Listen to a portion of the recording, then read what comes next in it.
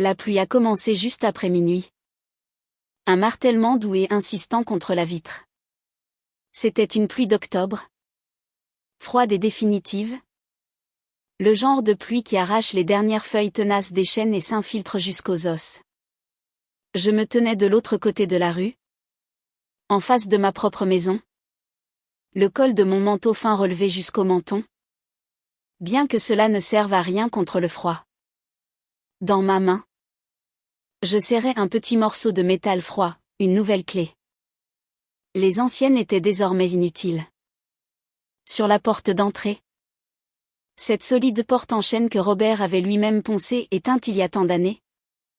Une enveloppe blanche se détachait crûment sur le bois sombre.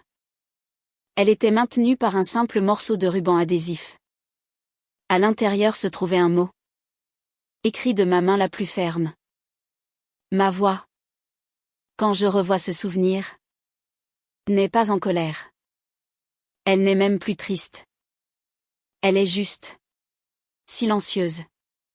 Le silence qui suit le passage d'une tempête, laissant la dévastation dans son sillage.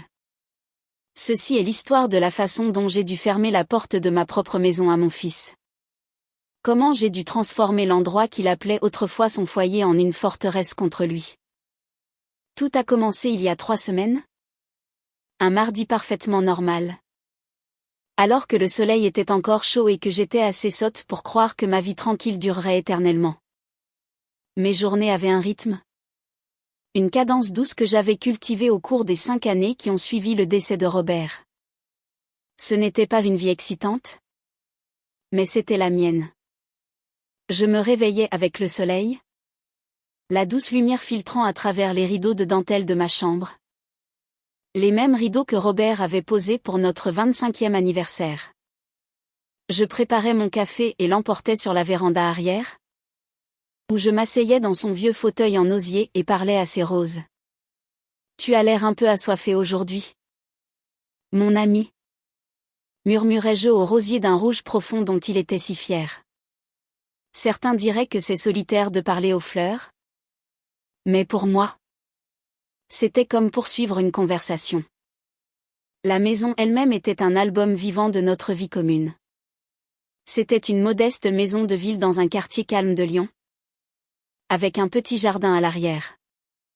Nous l'avions acheté avec toutes nos économies. À l'époque où Léo n'était qu'un bambin. C'était une ruine. Mais Robert avait vu son potentiel. Elle a de bonnes fondations. Martine. Avait-il dit en passant la main sur une rampe poussiéreuse. Tout ce dont elle a besoin. C'est d'un peu d'amour. Et il lui en a donné. De l'amour. Il a passé tous ses week-ends pendant 10 ans à la réparer. Il a posé le parquet du salon. Planche par planche. Il a construit la bibliothèque sur mesure qui encadrait la cheminée. Chaque étagère mesurée pour accueillir parfaitement ma collection de livres de poche usés. Il avait même gravé un petit « M+R » au bas de la porte du cellier. Un secret que nous gardions pour nous. Chaque coin gardait l'écho de son rire. Chaque grincement du plancher était un pas familier. Après son départ, la maison n'était pas vide. Elle était pleine de lui. C'était mon sanctuaire. Ma retraite d'infirmière avait été une transition douce. J'avais troqué ma blouse pour des gants de jardinage. Mes déjeuners pressés à l'hôpital pour des repas lents et solitaires à ma propre table de cuisine. J'avais mon club de lecture le mercredi. Mon bénévolat à la bibliothèque municipale le vendredi. Et mes appels du dimanche avec Léo. La vie était ordonnée. Prévisible. Paisible. C'était tout ce dont j'avais besoin. Ce mardi-là a commencé comme tous les autres. Le soleil d'automne était radieux, projetant de longues ombres sur la pelouse.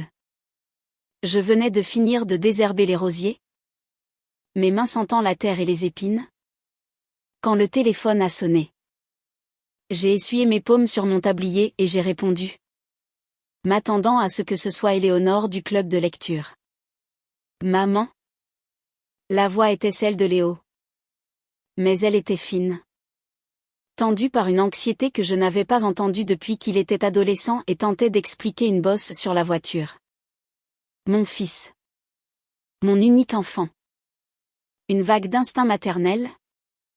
Cette vieille sonnette d'alarme familière a retenti au plus profond de moi. Léo? Chérie. Tout va bien?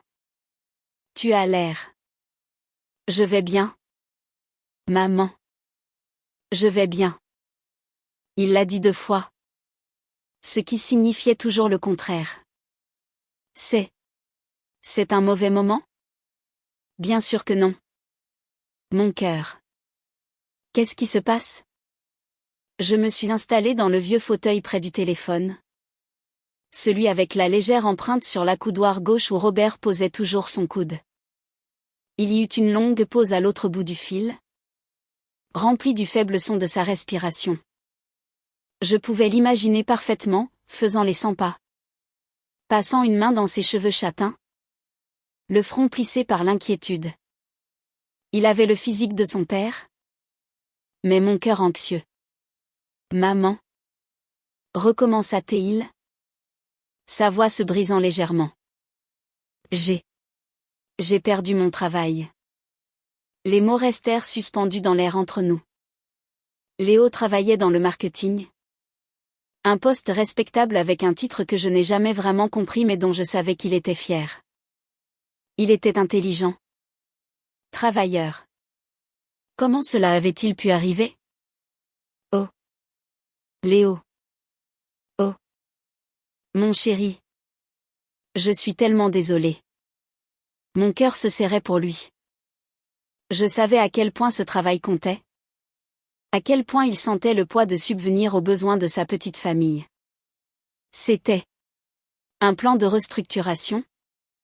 Balbutia-t-il. Le jargon d'entreprise sonnant creux et cruel. La moitié du service. D'un seul coup. Ils nous ont convoqués dans une salle de réunion. C'était tout. Il laissa échapper un souffle tremblant. Et le truc? Maman.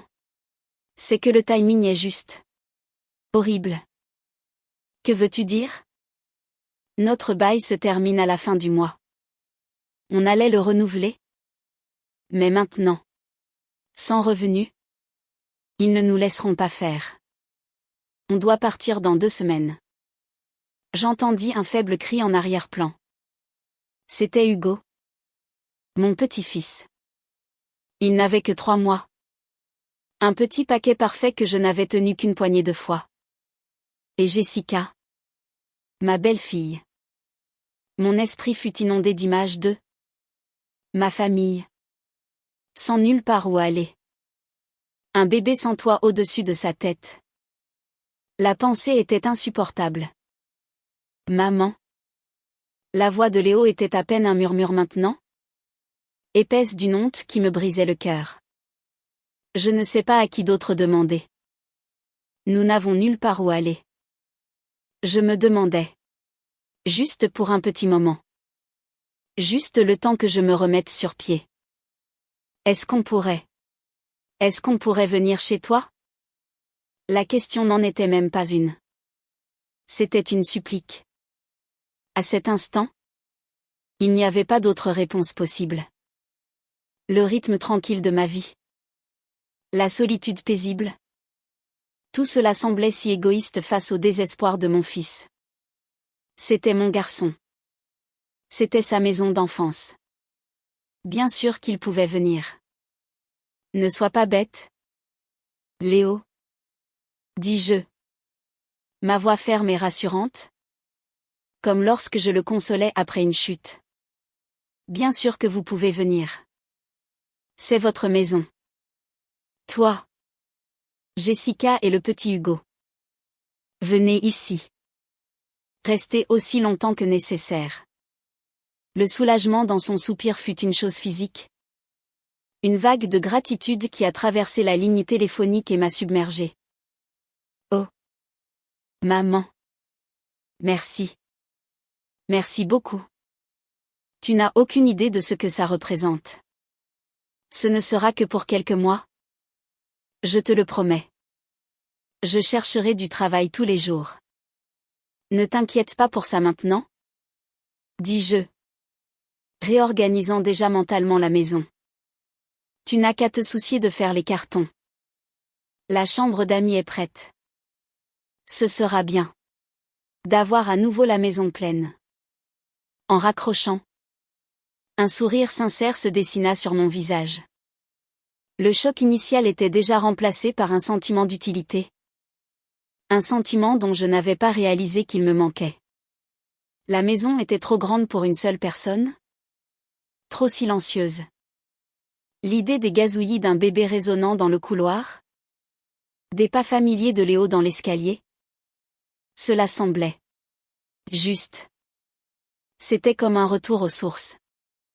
Je passai la semaine suivante dans un tourbillon d'activités joyeuses. J'ai aéré la chambre d'amis. Changé les draps pour ceux en flanelle douce que je gardais pour les grandes occasions. J'ai sorti du grenier le vieux berceau en bois. Celui que Robert avait fabriqué pour Léo. En essuyant la poussière, mes doigts ont tracé le bois lisse et usé. Je pouvais presque l'entendre fredonner en travaillant.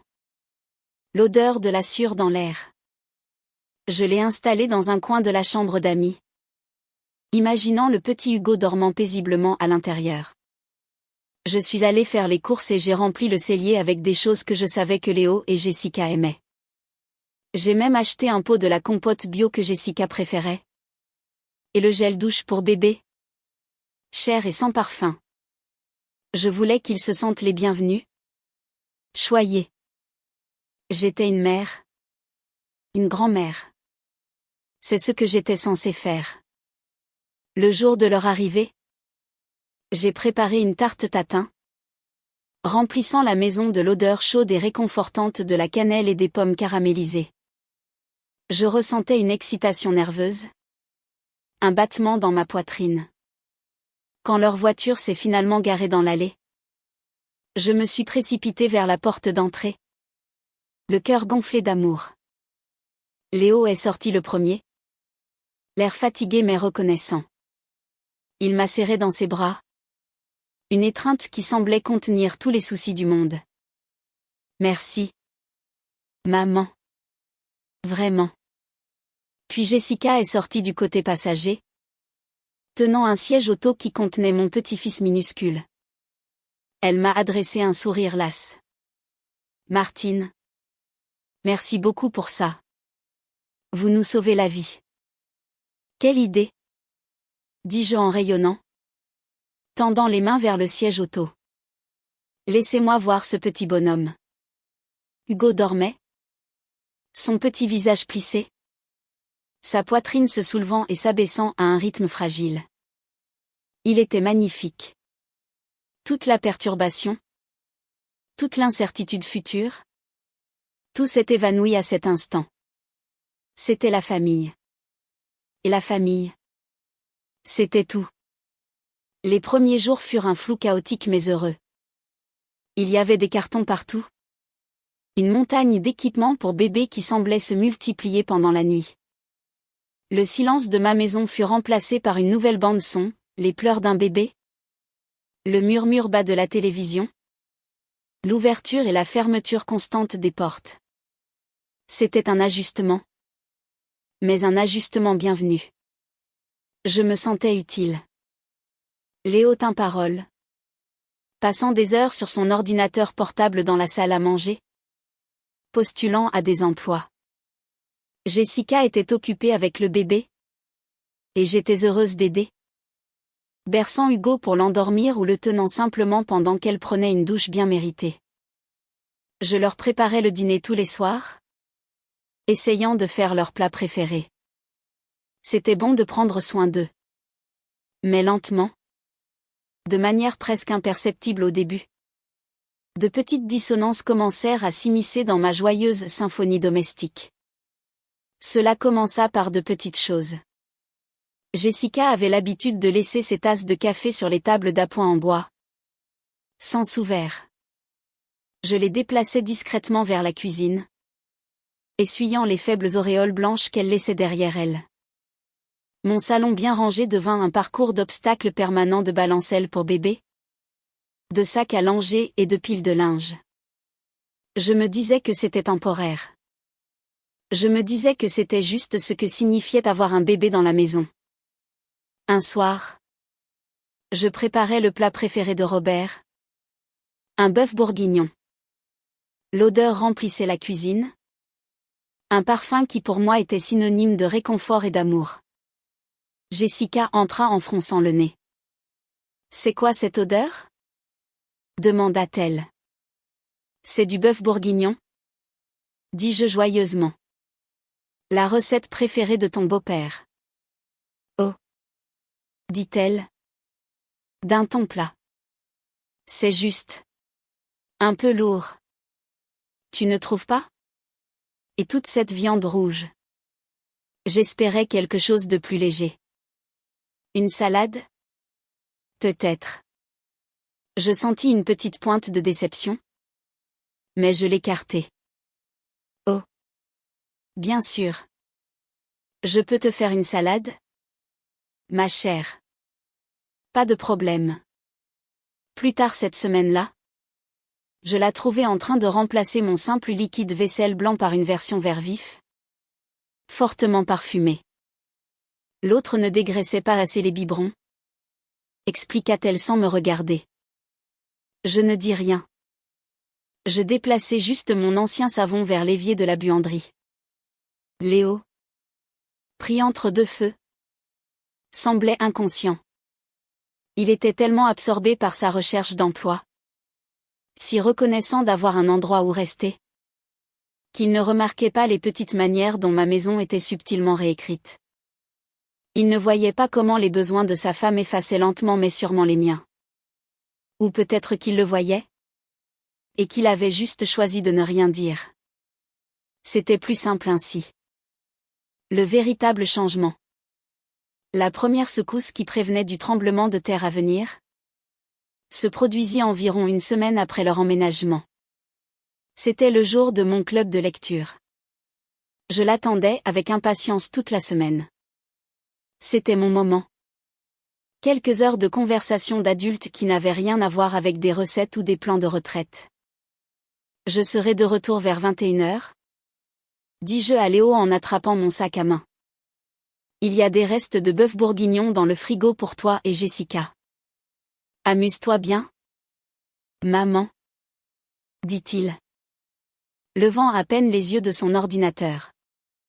Et je me suis amusée.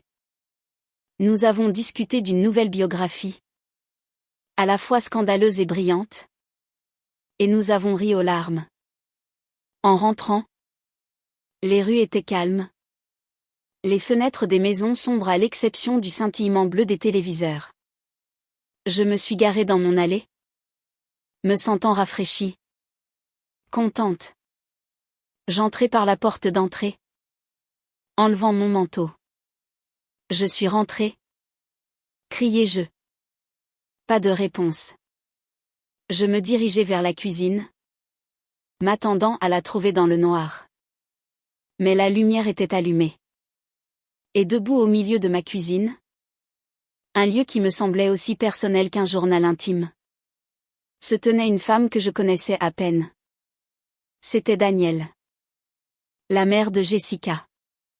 Elle portait un tablier mon tablier et dirigeait Léo, qui se tenait sur un escabeau, pour déplacer mes boîtes de conserve sur l'étagère du haut. Je m'arrêtai net sur le seuil. Mon cœur fit un petit bond surpris. Danielle? dis-je, ma voix sonnant étrange à mes propres oreilles. Qu'est-ce que tu fais ici? Elle se tourna. Un sourire éclatant et artificiel plaqué sur son visage. Martine. Te voilà. On se demandait où tu étais passée. Elle parlait comme si elle était l'hôtesse et moi l'invitée en retard. J'avais mon club de lecture?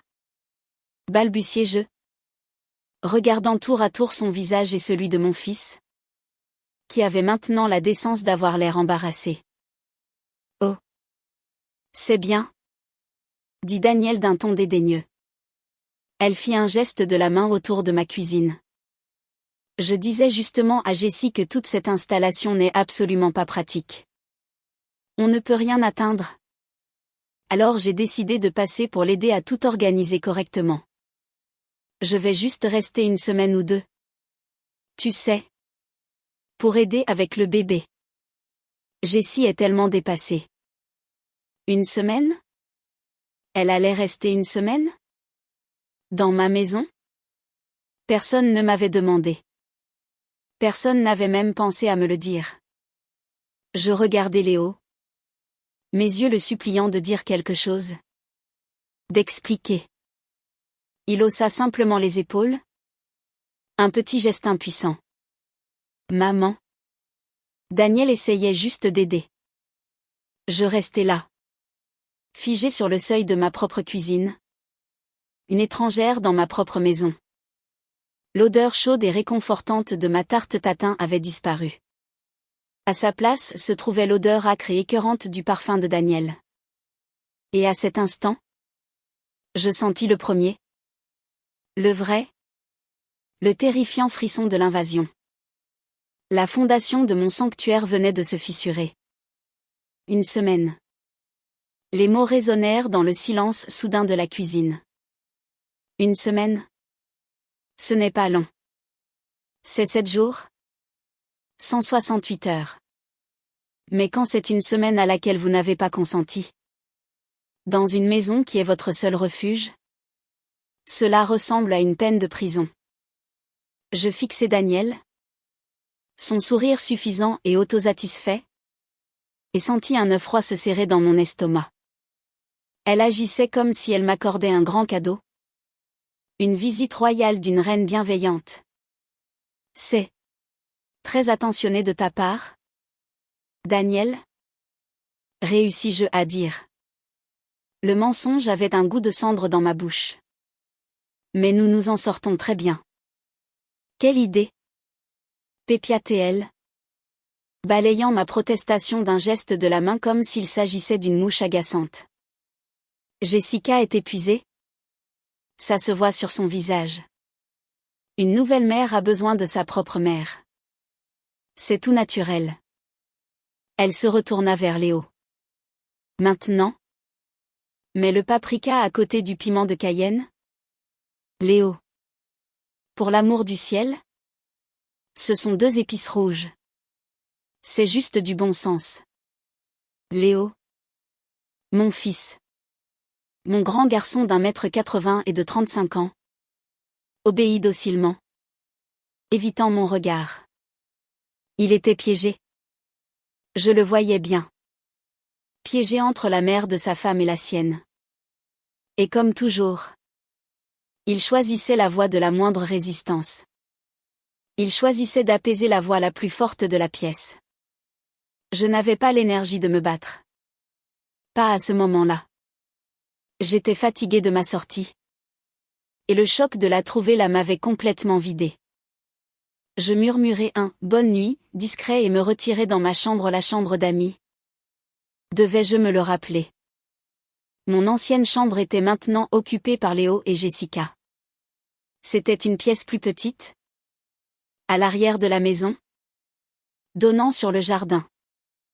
Je l'avais toujours considérée comme un petit espace paisible. Mais cette nuit-là, elle ressemblait à une retraite? Un petit coin dans lequel on m'avait poussé. Allongé dans mon lit. Les sons familiers de ma maison m'étaient étrangers. Je pouvais entendre le murmure de la voix de Daniel depuis le salon. Un bourdonnement constant et assuré. Je pouvais entendre son rire. Aigu et envahissant. C'était comme si une émission étrangère avait pris le contrôle de ma fréquence. Et je ne savais pas comment l'éteindre. Le lendemain matin, l'invasion commença pour de bon.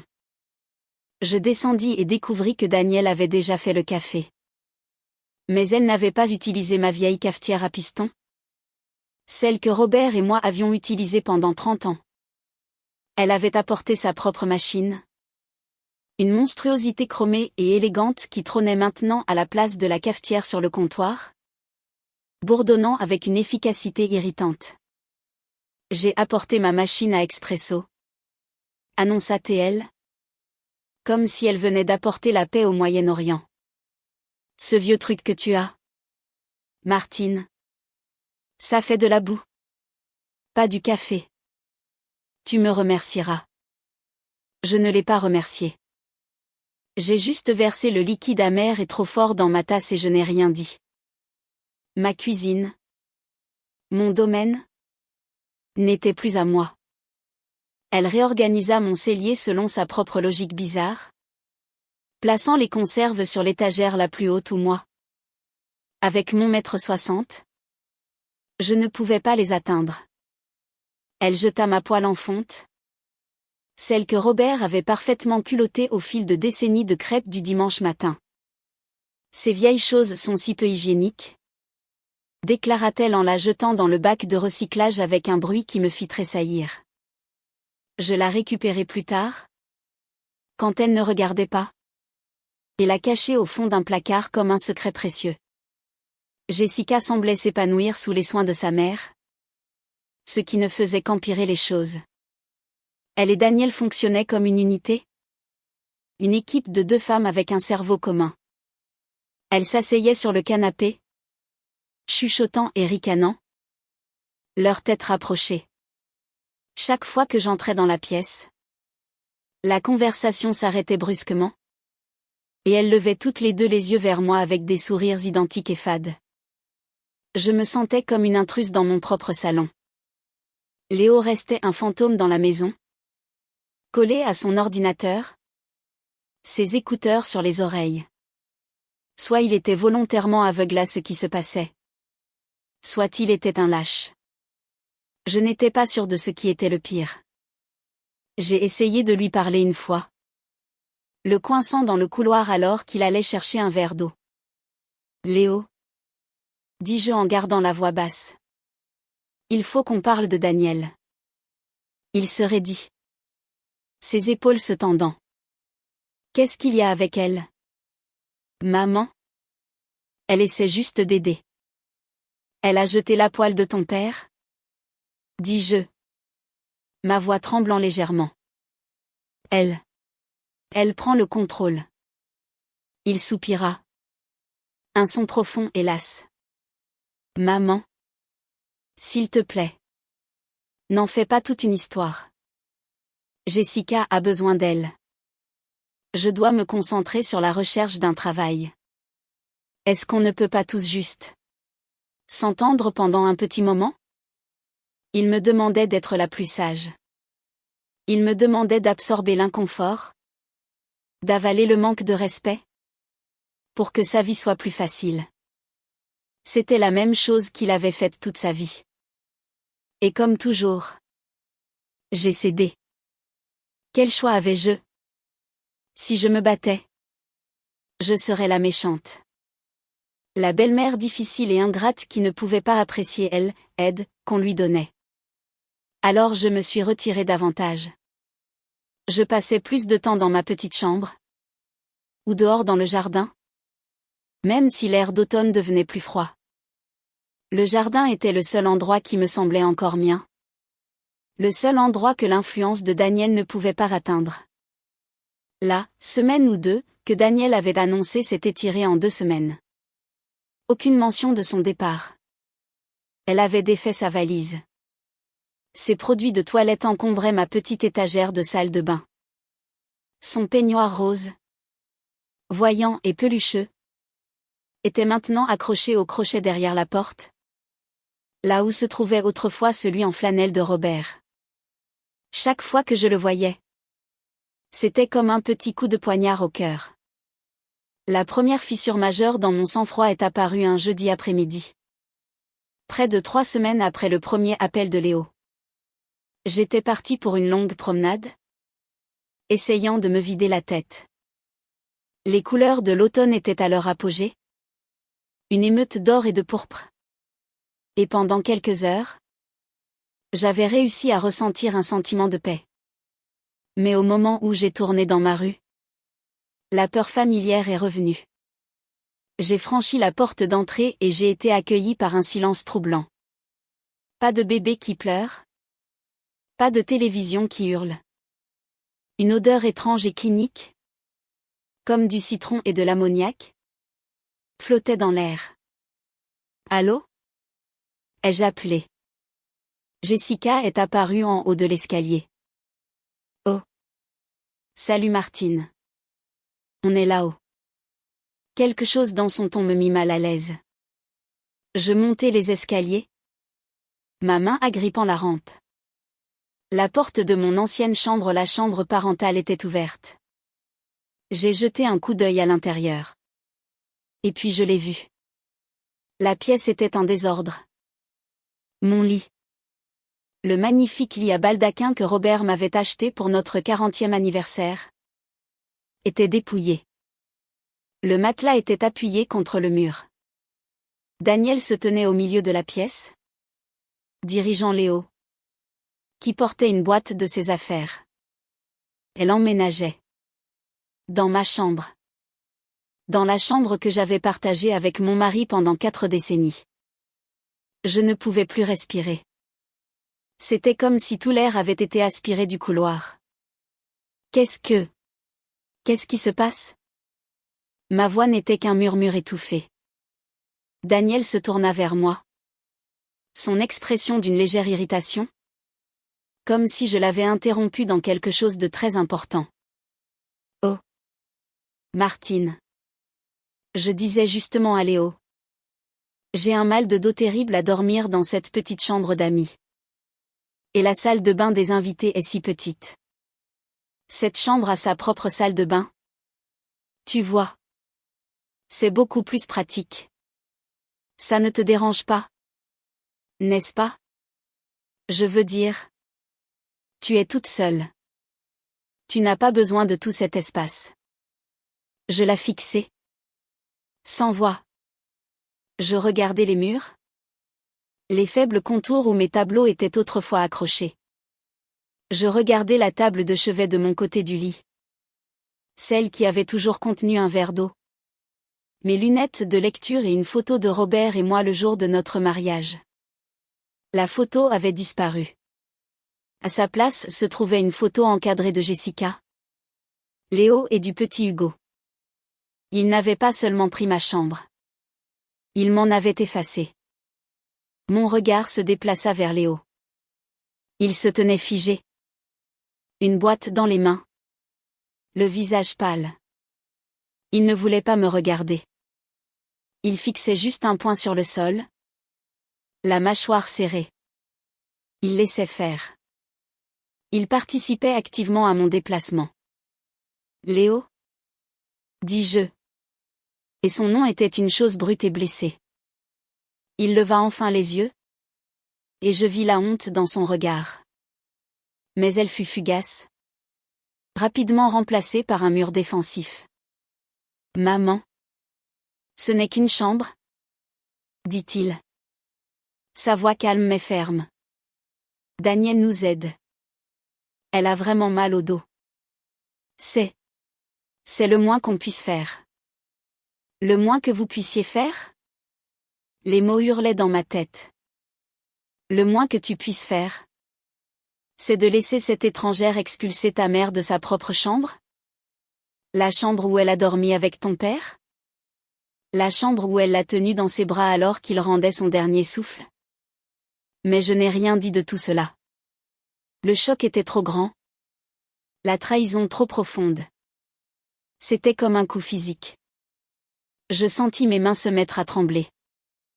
Je me suis retournée. Sans un mot de plus. Et je suis redescendue. Je suis allée dans la petite chambre du fond qu'il m'avait désignée. Et j'ai fermé la porte. Je me suis assise sur le bord du lit inconnu et j'ai fixé le mur. Je n'ai pas pleuré. J'étais au-delà des larmes. Je sentis un calme étrange et terrifiant s'installer en moi. C'était le calme de la prise de conscience que vous êtes absolument complètement seul. Mon fils. La personne que j'aimais plus que tout au monde avait fait son choix. Il avait choisi sa femme. Il avait choisi sa belle-mère. Il avait choisi la commodité et le silence. Il ne m'avait pas choisi. Cette nuit-là, le sommeil fut impossible. Chaque grincement du plancher au-dessus de moi était un rappel de Daniel, dormant dans mon lit. Je l'imaginais suspendre ses vêtements dans mon placard, mettre ses crèmes pour le visage sur ma coiffeuse. La pensée me donnait la chair de poule. Cette maison, mon sanctuaire, était devenue une prison. Et j'en étais la prisonnière. Le lendemain, j'ai essayé une dernière fois. J'ai attendu que Jessica et Daniel sortent le bébé pour une promenade. J'ai trouvé Léo dans la salle à manger, son ordinateur portable ouvert. Mais il ne faisait que fixer l'écran. Il avait l'air misérable. Léo. Commençais-je. Ma voix soigneusement contrôlée. Nous devons arranger ça. Ce n'est pas normal. Il tressaillit. Mais ne me regarda pas. Maman. Je ne peux pas gérer ça maintenant. J'ai un entretien demain. C'est plus important qu'un entretien? Insistai-je. Ma voix s'élevant. Elle dort dans mon lit. Dans le lit de ton père. Est-ce que ça ne signifie rien pour toi? Finalement. Il se tourna vers moi. Et ses yeux étaient froids. Que veux-tu que je fasse? Maman? Mettre à la porte la mère de ma femme? La seule personne qui nous aide en ce moment? Jessica ne me le pardonnerait jamais. On aurait une énorme dispute? Et je ne peux pas gérer ça maintenant. Je ne peux tout simplement pas. Alors tu préfères que ce soit moi qui gère? Demandai-je. Ma voix dangereusement calme. Tu préfères que ce soit moi qui sois mal à l'aise? Celle qui est traitée sans respect? Il ne s'agit pas de respect. Lança-t-il. Sa voix se brisant sous un stress qui avait finalement débordé. Il s'agit de s'en sortir. De survie. Tu as cette grande maison vide. Nous n'avons rien. Je suis désolée si ce n'est pas parfait. Mais c'est comme ça que ça doit être pour l'instant. Peux-tu s'il te plaît? Pour moi. Juste laisser tomber? Laisser tomber. Il voulait que je laisse tomber ma dignité. Il voulait que je laisse tomber le souvenir de son père. Il voulait que je me réduise à rien pour qu'il n'ait pas à être un homme et à défendre sa propre mère. Je l'ai regardé. Le fils que j'avais élevé. Et j'ai ressenti un sentiment d'échec profond et dévastateur. Pas son échec. Le mien. J'avais élevé un garçon qui sacrifierait la paix de sa mère pour la sienne. Je ne lui ai pas répondu. J'ai juste tourné les talons et je suis partie. Je suis sortie dans le jardin. L'air était vif et froid. Et les dernières roses s'accrochaient à leurs tiges. Leurs pétales bruns et flétris sur les bords. Je me suis affalée sur le vieux banc en bois que Robert avait construit. Celui qui se trouvait sous le grand érable. J'ai regardé ma maison. Ma belle maison. Elle avait l'air pareil de l'extérieur. Les mêmes lumières chaudes et accueillantes brillaient aux fenêtres. Mais je connaissais la vérité. C'était une coquille vide. L'âme de l'endroit. L'amour et les souvenirs qu'il avait maintenus étaient systématiquement démantelés. Planche par planche. Souvenir par souvenir. Et je laissais faire. Pour lui. Pour un amour qui, de toute évidence, n'était plus réciproque. Les jours qui suivirent l'appel de mon fils à « laisser tomber » furent les plus silencieux et les plus douloureux que j'ai jamais endurés dans cette maison. Une nouvelle trêve tacite avait été déclarée. Mais c'était la trêve d'une armée vaincue. J'étais un fantôme dans ma propre maison. Un spectre poli qui hantait les couloirs et la cuisine.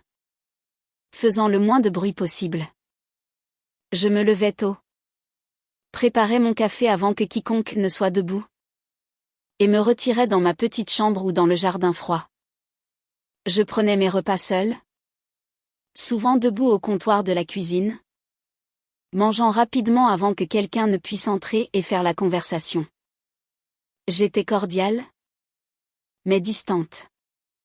Je répondais quand on me parlait, mais je n'engageais plus la conversation. Je construisais un mur autour de moi, brique par brique invisible. Daniel, pendant ce temps, se délectait de sa nouvelle position de maîtresse de maison. Elle avait complètement pris possession de la suite parentale. Mes vêtements avaient été mis sans ménagement dans des cartons et déplacés dans le placard de la chambre d'amis, entassés dans le petit espace. Elle a reçu une de ses amies pour le thé dans mon salon, utilisant ma plus belle porcelaine sans demander. Les tasses que j'avais héritées de ma propre mère. Je l'ai entendue se plaindre à son amie de mon goût, démodé. Son rire résonnant dans le couloir. J'ai juste fermé ma porte et augmenté le volume de la petite radio que je gardais près de mon lit. Jessica et Léo semblaient soulagés par mon silence. Pour eux, cela devait ressembler à une acceptation. Ils prirent ma retraite pour une reddition. Ils ne comprenaient pas que dans mon silence, une résolution froide et dure commençait à se former. Il ne s'agissait plus de colère ou de blessure. Il s'agissait d'une clarté profonde et glaçante. Je les voyais pour ce qu'ils étaient. Je voyais la faiblesse de mon fils, la cruauté désinvolte de ma belle-fille, et l'arrogance éhontée de sa mère. Le tournant, le moment qui a amorcé le passage de la résistance passive à l'autoprotection active, s'est articulé autour de quelque chose de petit. Quelque chose dont seul moi pouvais connaître la valeur. C'était une boîte. Un coffret en cèdre que Robert m'avait fabriqué pour notre premier anniversaire. Il n'était pas sophistiqué. Les joints n'étaient pas parfaits. Et le couvercle était un peu de travers. Mais il l'avait fait de ses propres mains. Il avait gravé mon initiale, M, sur le couvercle avec un couteau de poche. À l'intérieur, je gardais mes trésors les plus précieux. Pas des bijoux ou de l'argent, mais des choses qui n'avaient pas de prix pour moi. Je gardais la première lettre qu'il m'ait jamais écrite. Je gardais une mèche des cheveux de bébé de Léo, aussi fin et doux que de la soie de maïs, attachée avec un ruban bleu. Je gardais une rose séchée de mon bouquet de mariée. Et je gardais sa montre. C'était une simple montre en acier. Pas une marque de luxe. Mais c'était la montre qu'il portait le jour de notre mariage. La montre qu'il portait quand il a tenu Léo pour la première fois. Les aiguilles avaient cessé de fonctionner il y a des années. Figées pour toujours à 3h17. Mais je n'ai jamais eu le cœur de la faire réparer ou de la jeter. Son tic-tac avait été le rythme de fond de ma vie pendant si longtemps. Le coffret se trouvait sur ma table de chevet. Celle de mon côté du lit. Du moins, c'était le cas avant. Après que Daniel eut organisé son coup d'état et pris ma chambre, j'avais discrètement déplacé le coffret sur le dessus de la commode dans la chambre d'amis ma chambre. C'était la première chose que je voyais le matin et la dernière que je voyais le soir. C'était mon lien avec tout ce qui comptait. Un mardi matin, je suis rentrée de mon service bénévole à la bibliothèque. La maison était silencieuse. Je suis allée dans ma chambre pour poser mon sac, et mes yeux se sont immédiatement portés sur la commode. Le coffret avait disparu. Une panique froide m'a saisie. Ce n'était pas une panique frénétique et hurlante, mais une terreur lente et glaciale qui se propageait dans mes veines. Mon souffle se coupa. J'ai regardé autour de moi, pensant que je l'avais peut-être déplacé. Par terre? Dans le placard? Non. Je n'aurais jamais été aussi négligente. Je me suis forcée au calme. Je suis sortie de ma chambre et j'ai regardé dans le couloir. La porte de mon ancienne chambre était entr'ouverte. J'entendais Daniel au téléphone à l'intérieur. Sa voix vive et joyeuse. Je me suis approchée du seuil et j'ai regardé à l'intérieur. Elle était assise dans mon fauteuil. Celui que Robert avait toujours préféré. Se limant les ongles en bavardant. Et là, par terre, À côté d'une pile de ces magazines sur papier glacé, se trouvait mon coffret en cèdre. Il avait été mis de côté, traité comme un simple objet encombrant. Comme une camelote qu'elle avait enlevée pour faire de la place à ses propres affaires. Mon sang se glaça. Je n'ai pas dit un mot. Je suis juste entrée dans la pièce. Je suis passée devant elle et j'ai ramassé le coffret. Elle a cessé de parler et m'a regardée. Une lueur d'agacement dans les yeux. Oh! Ce vieux truc, dit-elle. Comme si elle le remarquait pour la première fois. Je faisais juste un peu de rangement. Ça prenait tellement de place sur la commode. Je ne l'ai pas regardé. J'ai juste serré le coffret contre ma poitrine. Mes jointures blanches.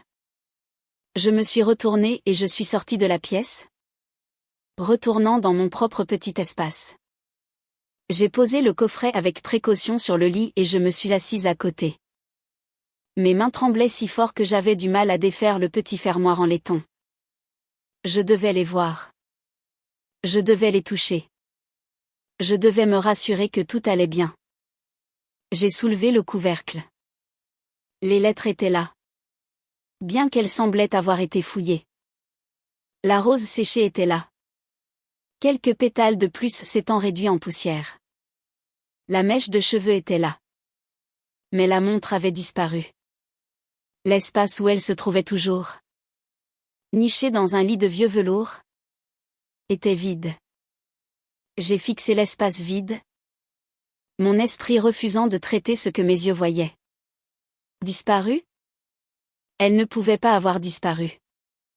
J'ai renversé le coffret, vidant son contenu sur le couvre-lit. J'ai fouillé dans les lettres. Mes doigts devenus frénétiques. Elle n'était pas là. J'ai vérifié les coins du coffret. Passé ma main le long de la doublure. Rien.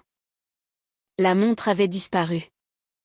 La montre de Robert avait disparu. Le calme que j'avais si soigneusement construit vola en éclats. Une vague de nausée me submergea. Ce n'était pas de la négligence. Ce n'était pas un manque de respect. C'était une violation.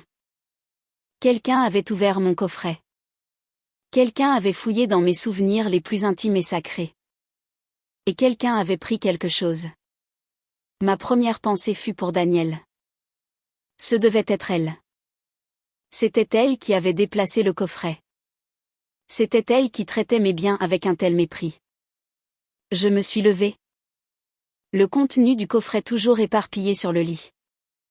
Je suis sortie de ma chambre et j'ai descendu le couloir avec une détermination que je n'avais pas ressentie depuis des semaines. J'allais la confronter. J'allais la récupérer. J'étais à mi-chemin de la chambre principale quand j'ai entendu des voix d'en bas. C'était Daniel et Jessica. Leur voix basse et conspiratrice. Venant du salon. Je me suis arrêtée en haut de l'escalier. Cachée de leur vue par le tournant de l'escalier. Je ne sais pas pourquoi j'ai fait une pause. Peut-être un instinct de conservation? Un avertissement de ne pas foncer tête baissée. J'ai retenu mon souffle et j'ai écouté. C'était la voix de Daniel? Suffisante et satisfaite d'elle-même. C'était facile. Le type du prêteur sur gage l'a à peine regardé. 150 €. Tu te rends compte? Pour ce vieux tas de ferraille. Mon cœur s'arrêta. Un prêteur sur gage? Un vieux tas de ferraille? Non. Ce n'était pas possible. Puis j'ai entendu la voix de Jessica. Basse et anxieuse. Maman. Tu es sûre que c'était une bonne idée? Et si Léo l'apprend? Il aimait son père. Il pourrait. Il pourrait vraiment remarquer qu'elle a disparu. Oh. S'il te plaît. Ricana Daniel. Il ne remarquera rien du tout. Et s'il le fait? Qu'est-ce que tu feras? Tu lui diras juste que sa mère a dû l'égarer. Tu sais comment elle est. Si sentimentale et désorganisée. Léo te croira. Il te croit toujours plus tôt qu'elle. Il y eut un petit rire. Un son cruel et aigu qui me transperça. D'ailleurs, continua Daniel, sa voix baissant jusqu'à un murmure confidentiel. Nous avons besoin de l'argent. La caution pour ce nouvel appartement ne va pas se payer toute seule. C'est juste une petite contribution de la part de la propriétaire. Le monde bascula sur son axe. Mes oreilles bourdonnaient. J'ai agrippé la rampe pour ne pas tomber. Ce n'était pas seulement Daniel. C'était Jessica aussi. Ma belle-fille. Elles avaient conspiré ensemble. Elles m'avaient volé. Elles avaient volé la mémoire de mon mari et l'avaient vendue pour de l'argent. Et elles prévoyaient d'utiliser cet argent pour partir? En riant de la façon dont mon fils croirait leurs mensonges plutôt que ma vérité. La trahison était si absolue, si complète, qu'elle transcendait la douleur. C'était un changement chimique dans mon sang. L'amour que j'avais pour mon fils. La patience que j'avais pour sa femme. La tolérance que j'avais pour sa mère, tout cela s'est transformé en quelque chose de froid. De dur et de lourd. Elle pensait que j'étais faible. Elle pensait que j'étais une vieille femme sentimentale qu'elle pouvait bousculer et voler. Elle pensait que mon amour pour mon fils était une laisse qu'elle pouvait utiliser pour me contrôler. Elles avaient tort. Je ne les ai pas confrontées. À quoi bon? Il n'y avait rien à dire. Il n'y avait rien à sauver. Elles m'avaient montré qui elles étaient. Elles avaient pris un souvenir et l'avaient transformé en une transaction. Elles avaient pris mon amour et l'avaient utilisé comme une arme contre moi. Je me suis éloignée de l'escalier. Aussi silencieusement qu'une voleuse. Je suis retournée dans ma chambre. Mes mouvements raides et robotiques. J'ai regardé les lettres éparpillées sur mon lit. La mèche de cheveux. Les pétales écrasés. Ils semblaient fragiles. Vulnérables. Je les ai soigneusement rassemblés et les ai remis dans le coffret en cèdre. J'ai fermé le couvercle. C'était comme si je fermais un cercueil. J'ai pris mon sac à main et mes clés de voiture. Je n'ai pas regardé en arrière. J'ai descendu les escaliers. Je suis passé devant le salon où elle chuchotait et planifiait encore. Et je suis sorti par la porte d'entrée. L'air frais de l'automne m'a frappé le visage. Et pour la première fois depuis des semaines, je pouvais respirer. Je suis monté dans ma voiture. Je ne savais pas où j'allais au début. J'ai juste conduit. J'ai dépassé le parc, la bibliothèque, tous les repères familiers de ma vie tranquille. Il ressemblait à un décor de film sur la vie de quelqu'un d'autre. Puis j'ai su. Je savais exactement ce que je devais faire. Ce n'était plus un choix. C'était une nécessité. C'était un acte de survie. J'ai fait demi-tour et j'ai conduit jusqu'au grand magasin de bricolage. L'enseigne impersonnelle brillait dans la lumière de l'après-midi. Je suis entré. La cloche au-dessus de la porte tintant joyeusement. J'ai dépassé les rayons de pots de peinture et d'outils de jardin. Mon but clair et inébranlable. J'ai trouvé le rayon que je cherchais. Rayon 7. Serrure et sécurité. Je me tenais devant le mur de laiton et d'acier brillant. Verrou. Poignée de porte. Cadenas. 100 manières différentes de garder les gens à l'extérieur. Un jeune homme en tablier orange s'est approché de moi. Je peux vous aider à trouver quelque chose? Madame? Demanda-t-il poliment. Je l'ai regardé. Mon expression indéchiffrable. Oui. Dis-je. Ma voix claire et stable. Sans la moindre trace de tremblement. Je dois changer toutes les serrures de ma maison. Il me faut les meilleures que vous ayez. Le jeune homme du magasin de bricolage ne m'a pas posé de questions. Il a probablement pensé que j'étais une veuve récente. Ou peut-être la victime d'un cambriolage. Il m'a montré un jeu de serrures de haute sécurité. En m'expliquant leurs caractéristiques, les gâches renforcées. Les cylindres anti-crochetage. J'ai écouté poliment, hochant la tête au bon moment. Mais mon esprit était ailleurs. Je pensais au rire de Daniel. Je pensais à l'espace vide dans le coffret en cèdre. J'en prendrai 3. Dis-je. Ma voix ne trahissant aucune émotion. Une pour la porte d'entrée. Une pour l'arrière. Et une pour la porte menant au garage. Il a rassemblé les boîtes pour moi. Leur poids dans mon panier me semblant significatif.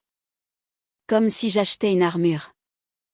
Au moment de payer, il m'a demandé si j'avais besoin d'une recommandation pour un serrurier. Non. Merci. Dis-je en glissant ma carte bancaire dans le terminal. Je peux le faire moi-même. Robert me l'avait appris. On ne sait jamais quand on aura besoin d'être autonome. Martine. Avait-il dit un samedi après-midi. Il y a des années. Après que nous nous soyons enfermés dehors. Il m'avait montré comment démonter l'ancienne serrure. Comment ajuster le nouveau cylindre. Comment s'assurer que tout était bien aligné et sécurisé. J'avais râlé à l'époque. Mes doigts maladroits avec le tournevis. Maintenant, j'étais reconnaissante pour cette leçon. C'était un autre cadeau de sa part. Une dernière parcelle de sa protection qui me parvenait à travers le temps. Je ne suis pas rentrée directement. Je ne le pouvais pas. La pensée de retourner dans cette maison, de devoir regarder leur visage et prétendre que je ne savais pas ce qu'ils avaient fait, était insupportable. J'ai conduit jusqu'à un petit parc de l'autre côté de la ville. Un endroit sans aucun souvenir attaché. Je me suis garée sous un grand sycomore. Ses feuilles d'un jaune brillant et mourant. Le sac du magasin de bricolage était posé sur le siège passager à côté de moi. Une promesse silencieuse et lourde. Je suis restée assise là pendant des heures, regardant le soleil descendre dans le ciel, peignant les nuages de teintes roses et orangées. Je n'ai pas pleuré. Le temps des larmes était révolu. Ce que je ressentais, c'était une tristesse profonde et douloureuse. C'était un deuil. Je pleurais le fils que je croyais avoir. Le garçon aimant et décent que j'avais élevé avait été remplacé par cet homme faible et complaisant qui restait les bras croisés à regarder sa mère se faire dévorer par les loups pour maintenir la paix. J'avais passé toute ma vie à être une soignante. En tant qu'infirmière, je m'occupais d'inconnus. En tant qu'épouse, je m'occupais de Robert. En tant que mère, je m'occupais de Léo. Je m'étais dévouée aux autres, m'assurant que leurs besoins étaient satisfaits, leur confort assuré. J'avais construit mon identité sur le fait d'être nécessaire. Et maintenant, je réalisais qu'ils n'avaient pas besoin de moi. Ils avaient besoin de ma maison. Ils avaient besoin de mes ressources. Ils me voyaient non pas comme une personne, mais comme une commodité. Un obstacle à gérer. Et finalement, à éliminer. La phrase que Daniel avait utilisée résonnait dans ma tête, une petite contribution de la part de la propriétaire. C'est ce que j'étais pour eux. Une propriétaire. Pas une mère. Pas une grand-mère. Une rage froide, propre et pure, a commencé à consumer le chagrin. C'était la rage des ignorés, des méprisés, des sous-estimés. Ils m'avaient poussé dans un coin. Ils avaient supposé que je resterais là, acceptant tranquillement mon sort. Ils n'avaient aucune idée de ce dont j'étais capable. Ils avaient oublié que les personnes les plus silencieuses sont souvent celles qui ont le plus à protéger. Quand le crépuscule s'est finalement installé, colorant le ciel d'un violet contusionné, j'ai démarré la voiture. Je savais qu'il serait à la maison. Il serait dans ma cuisine, mangeant ma nourriture, assis sur mes meubles, regardant ma télévision. Ils vivraient leur vie dans la coquille vide de la mienne. Le trajet de retour était différent cette fois. Je ne retournais pas dans une prison. J'étais un soldat, retournant sur un champ de bataille de mon propre choix. Je me suis garé au bout de la rue et j'ai attendu. Je surveillais ma propre maison. Une sentinelle dans l'obscurité grandissante. Les lumières étaient allumées, projetant une lueur chaude et trompeuse. Elle paraissait si paisible de l'extérieur. Une petite image parfaite de bonheur domestique. Vers 20 heures, j'ai vu la voiture de Léo s'éloigner du trottoir. Il allait probablement à la pharmacie de garde pour des couches ou du lait en poudre. L'une des rares courses qu'on lui confiait encore seule. C'était ma chance. Ce n'était pas idéal, mais c'était une fenêtre d'opportunité. Je suis sorti de ma voiture, en prenant le sac du siège passager. J'ai descendu le trottoir silencieux, mes pas ne faisant aucun bruit sur le pavé humide. Je suis entré par la porte de derrière, celle qui menait à la buanderie. La vieille serrure, celle qui reconnaissait encore ma clé, a tourné avec un déclic familier. C'était comme un adieu. La maison était imprégnée de l'odeur de quelque chose que Daniel avait cuisiné. Une odeur grasse et épicée qui flottait dans l'air. Du salon, j'entendais le son métallique d'un jeu télévisé. Je me suis glissé dans la cuisine, mon cœur battant un rythme régulier et déterminé contre mes côtes. J'ai jeté un coup d'œil au coin du mur. Ils étaient là. Daniel et Jessica, assises côte à côte sur mon canapé, leurs visages illuminés par la lumière bleue vacillante de l'écran. Le petit Hugo dormait dans un couffin à côté d'elle. Elle riait de quelque chose que l'animateur avait dit. Complètement inconsciente. Elles avaient l'air si à l'aise, si chez elles. Leur vue a solidifié ma résolution. Je me suis retiré, me déplaçant avec un silence que je ne me connaissais pas. J'ai commencé par la porte de derrière. Mes mains étaient étonnamment stables alors que je dévissais l'ancien mécanisme. Le métal était froid contre ma peau. J'ai travaillé rapidement, efficacement, comme Robert me l'avait montré. J'ai retiré l'ancien cylindre, celui qui avait accueilli mon fils à la maison toute sa vie. J'ai glissé le nouveau en place. Il était brillant et impitoyable. J'ai serré les vis. Mes mouvements précis. Une de faite. Ensuite, la porte du garage. Celle-ci fut plus rapide. Je ne me suis pas soucié d'être silencieuse. Le son de la télévision couvrirait tout bruit que je ferais. L'ancienne serrure est partie. La nouvelle a pris sa place. Deux de fait. La porte d'entrée était la dernière. La plus importante. C'était la façade de ma maison. L'entrée par laquelle toutes mes joies et mes peines étaient passées. C'était la porte que j'avais ouverte pour ramener mon fils nouveau-né de l'hôpital. C'était la porte par laquelle le cercueil de Robert avait été transporté. Cela ressemblait à un acte sacré. Une profanation finale et nécessaire. Je pouvais encore les entendre rire dans le salon. J'ai travaillé sur la serrure. Le dos tourné vers elle. Mon corps protégeant mes actions. Le vieux mécanisme en laiton, usé par des décennies d'utilisation, s'est détaché dans ma main. Je l'ai tenu un instant. Il semblait chaud. Comme s'il gardait encore un souvenir résiduel de toutes les mains qu'il avait tournées. Je l'ai mis dans ma poche. J'ai ensuite installé le nouveau verrou. L'acier froid et lourd semblant étranger et final. Je l'ai vissé en place, m'assurant qu'il était solide, inamovible. 3 de fait. Je me suis levé et j'ai rassemblé mes outils. J'ai pris les anciennes serrures et les boîtes vides et je les ai remises dans le sac du magasin. Je suis retourné dans la cuisine. Un fantôme dans ma propre maison une dernière fois. En passant devant le salon, j'ai fait une pause. Elle n'avait pas bougé. Toujours absorbés par leur émission. Confortablement installés dans leur petit monde de confort volé. Elles n'avaient aucune idée que le monde venait de changer sous leurs pieds. Je me suis glissée par la porte de derrière, la refermant doucement derrière moi. La nouvelle serrure s'est enclenchée avec un son à la fois écœurant et satisfaisant. J'étais maintenant enfermée dehors de ma propre maison. Tout comme eux. Mais j'avais les nouvelles clés. Je suis retournée à ma voiture. Je suis montée et j'ai conduit jusqu'à un motel bon marché à quelques villes de là.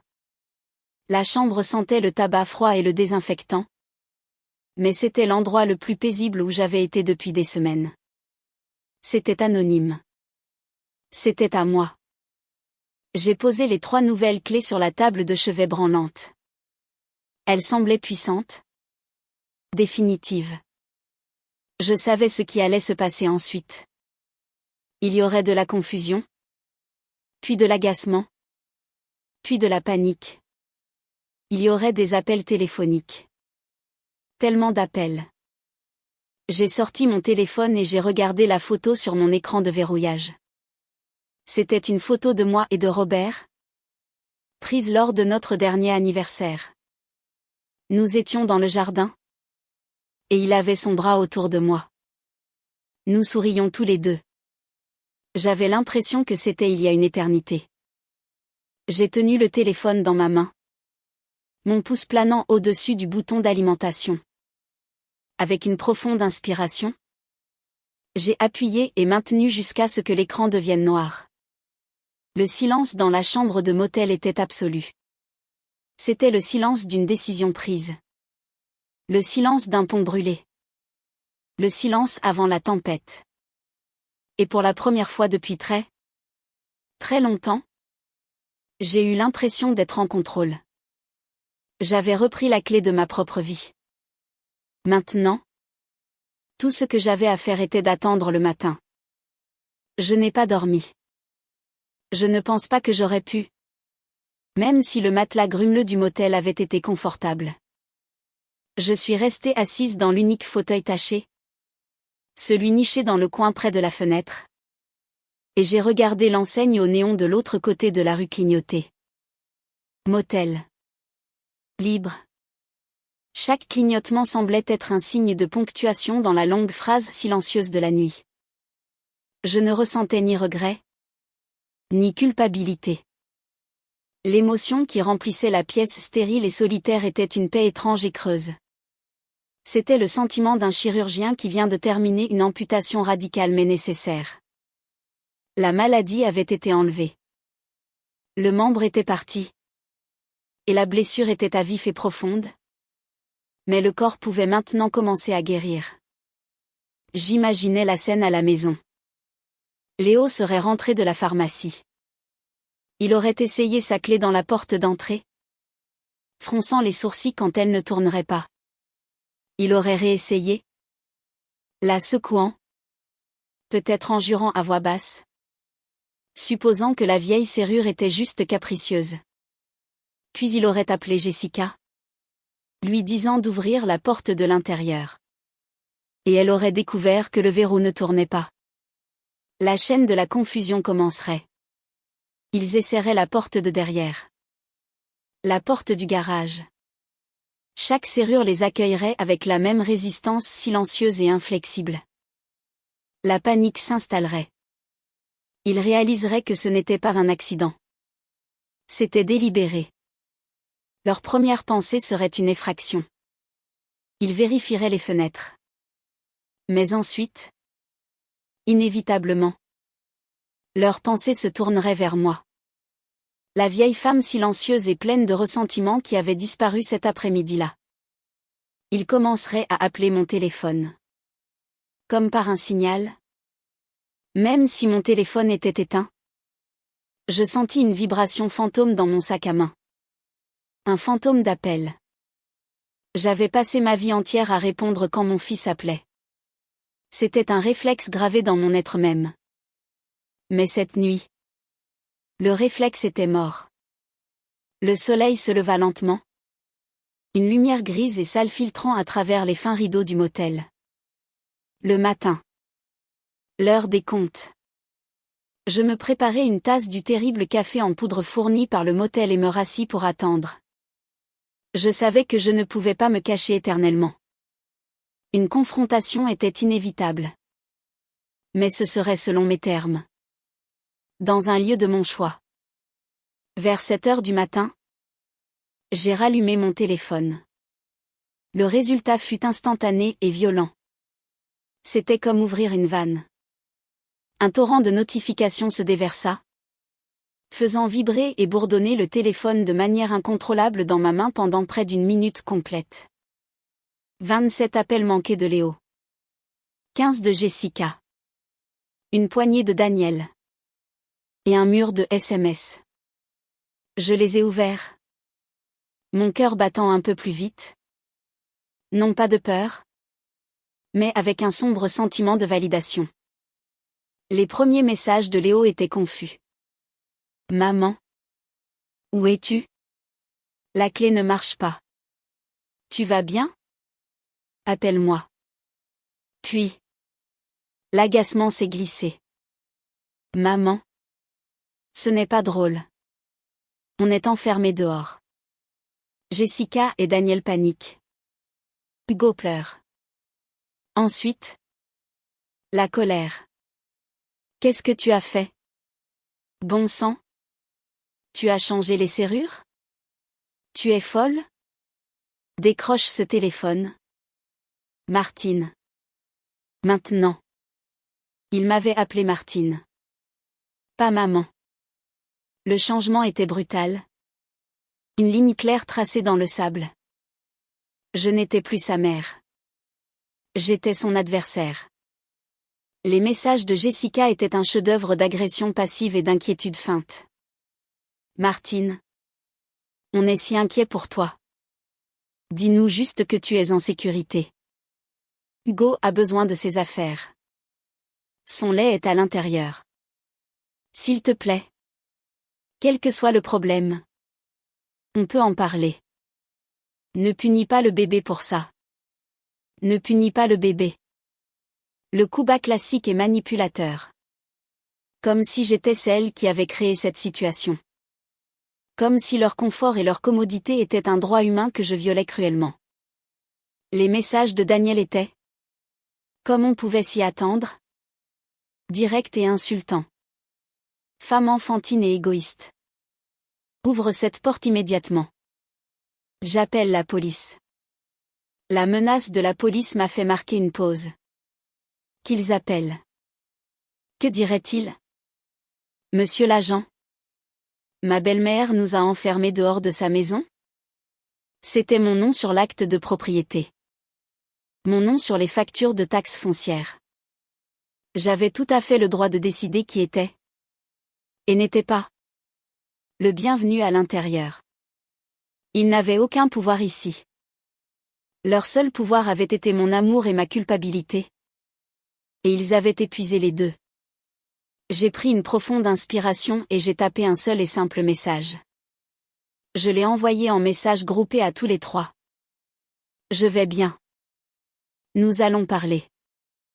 Rendez-vous à 10 heures. Aux tables de pique-nique du parc de la Tête d'Or. Venez seul. N'amenez pas le bébé. J'ai précisé le parc car c'était un terrain neutre. C'était public. Il n'y aurait pas de scène de cri. Pas de prise d'otage émotionnelle. Et j'ai précisé, venez seul, parce que je savais qu'ils ne le feraient pas. Leur codépendance était trop forte. Ils arriveraient en front uni. Une phalange d'indignation. J'ai de nouveau éteint le téléphone. J'avais dit ce que j'avais à dire. Les 2 heures suivantes étaient à moi. J'ai pris une longue douche chaude. Laissant l'eau laver la crasse du motel et les résidus des dernières semaines.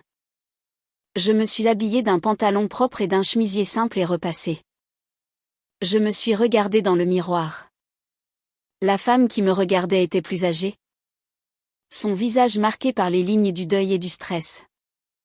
Mais ses yeux étaient clairs. Pour la première fois depuis longtemps, ils n'étaient pas obscurcis par la confusion ou des larmes non versées. Ils étaient stables. À 9h45, J'ai conduit jusqu'au parc. C'était une journée d'automne vive et lumineuse. L'air était pur, et les feuilles crissaient sous mes pieds alors que je marchais vers l'aire de pique-nique désignée. J'ai choisi une table qui se trouvait sous un grand chêne. Le même où Robert et moi regardions les matchs de Léo quand il était petit. Le souvenir ne faisait plus mal. C'était comme si j'empruntais sa force. À 10 heures de précise, la voiture de Léo est entrée dans le parking. Comme je l'avais prédit.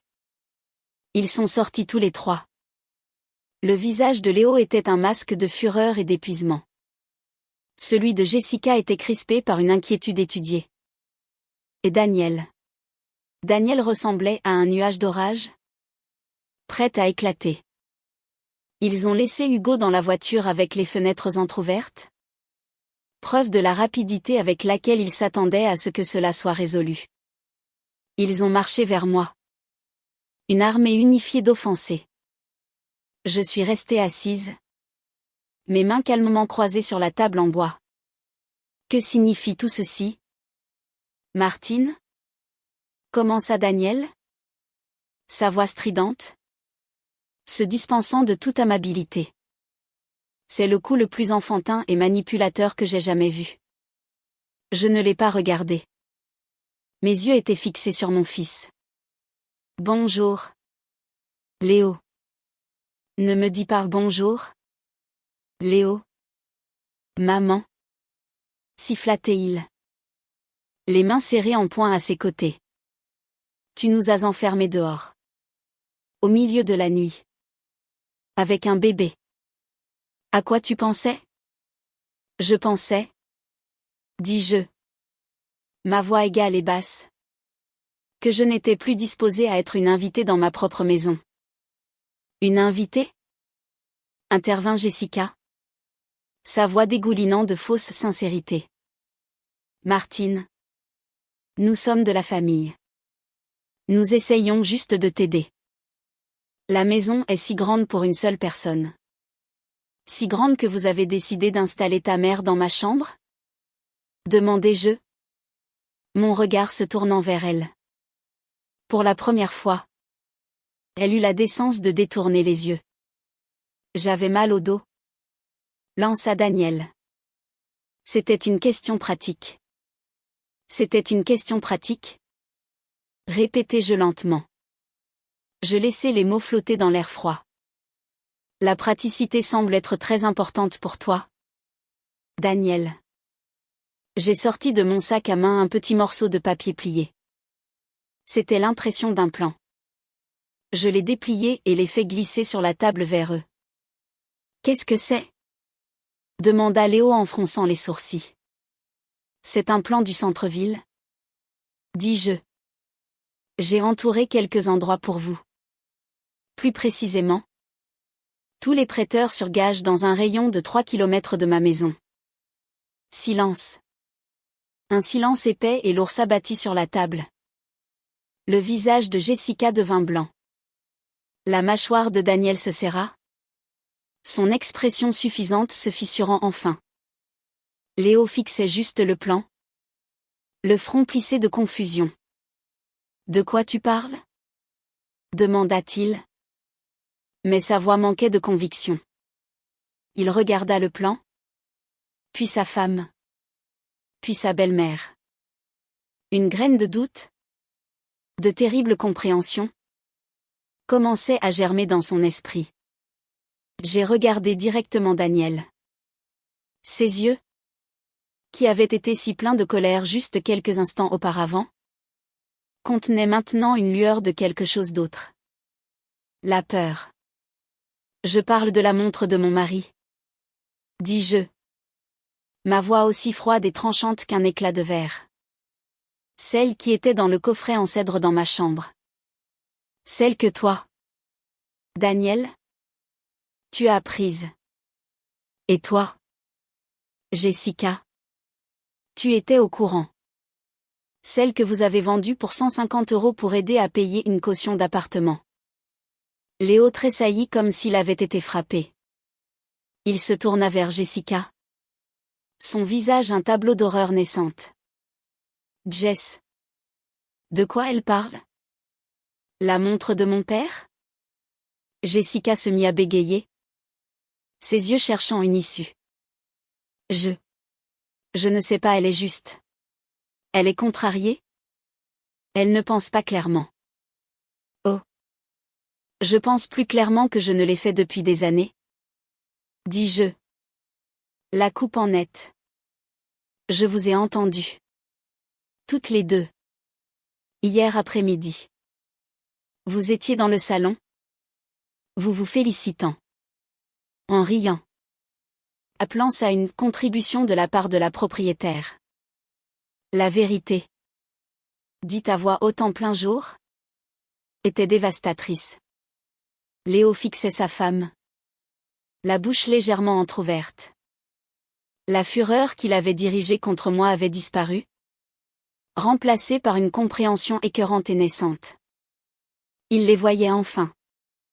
Non pas comme les victimes, mais comme les coupables. Tu as vendu la montre de mon père? Murmura-t-il, sa voix se brisant. Ce n'était pas une question. C'était le son de son monde qui s'effondrait. Jessica fondit en larmes.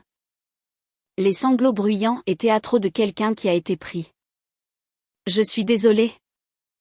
Gémit elle. On était désespérés. Je ne savais pas quoi faire d'autre. Mais Daniel n'était pas du genre à pleurer. Sa peur se durcit de nouveau en défi. Elle me foudroya du regard. Ses yeux remplis d'un venin pur. C'était une vieille montre cassée. Elle ne valait rien. Elle n'était pas sans valeur pour moi. Dis-je. Ma voix dangereusement calme. Et elle n'était pas à vous pour la vendre. Je me suis levée. Ma chaise raclant contre le béton. J'avais mis la vérité sur la table. Ma part dans cette conversation était terminée. Le reste dépendait d'eux. La maison est à moi. Léo. Dis-je. En regardant mon fils. L'épave de l'homme qu'il était devenu. Les serrures sont changées. Vous n'êtes plus les bienvenus. Aucun de vous. Je me suis retournée pour partir. Alors c'est tout? S'écria Léo. Sa voix rauque d'une douleur que je n'avais jamais entendue auparavant. Tu vas juste nous mettre à la porte? Ta propre famille? Je me suis arrêtée. Mais je ne me suis pas retournée. Tu as cessé d'être ma famille quand tu es resté les bras croisés et que tu les as laissés me voler? Dis-je. Le dos toujours tourné. Tu as cessé d'être ma famille quand tu as choisi leur confort plutôt que ma dignité. Une famille ne fait pas ça. J'ai continué à marcher. Sans regarder en arrière. Le son des sanglots de Jessica et du silence stupéfait de Léo m'a suivi jusqu'à ma voiture. J'avais gagné. Mais cela ne ressemblait en rien à une victoire. Je m'attendais à ce qu'ils partent après ça. Je m'attendais à ce qu'ils prennent leurs illusions brisées et s'en aillent, me laissant à la solitude tranquille du parc. Mais alors que j'atteignais ma voiture, un cri m'arrêta. Aigu et venimeux. Tu te crois si vertueuse? N'est-ce pas? C'était Jessica. Ses larmes théâtrales avaient disparu, remplacées par une fureur brute et laide. Elle m'avait suivi. Le visage marbré et tordu par la rage. Daniel et Léo étaient quelques pas derrière elle. Léo semblant complètement abasourdi. Comme un homme sortant d'un accident de voiture. Tu aimes ça? Hein? Cracha Jessica. Gesticulant sauvagement. Jouer la martyre. La pauvre veuve sanctifiée. Tu as tout. Et tu ne pouvais tout simplement pas supporter d'en partager un petit peu. Je me suis retournée pour lui faire face. Ma main reposant sur le métal froid de la portière de ma voiture. Je me sentais étrangement détachée. Comme si je regardais une scène se dérouler de très loin. Partager est une chose? Jessica. Ce que vous avez fait n'était pas du partage. C'était du vol. C'était une violation. C'était une montre cassée. Hurla-t-elle, sa voix montant dans les aigus. C'était un tas de ferraille dans une boîte poussiéreuse. Ce que tu as, c'est une maison. Une maison entière dont tu n'as même pas besoin. Tu ne fais que promener toute la journée. Parlant à des fleurs mortes. T'apitoyant sur ton sort. Ces mots étaient destinés à être cruels. Et ils l'étaient. Mais ils ne piquèrent pas comme elle l'entendait.